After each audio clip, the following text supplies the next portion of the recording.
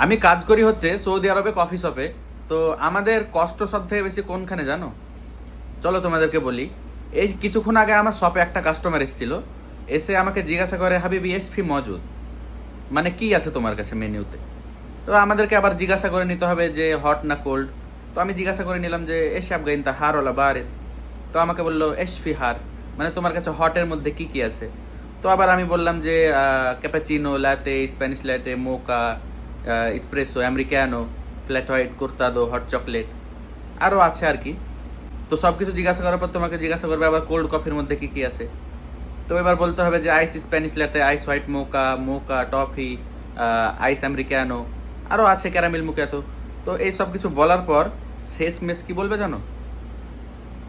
সব কিছু 1 ঘন্টা ধরে যখন বলা শেষ হয়ে যাবে, তখন জিজ্ঞাসা করার পর সব কিছু করার পর বলবে, হাবিবি আপনি ওয়াহেদ চাই সুকার ওয়াসার, মানে বলবে একটা চা সুগার মিডিয়াম।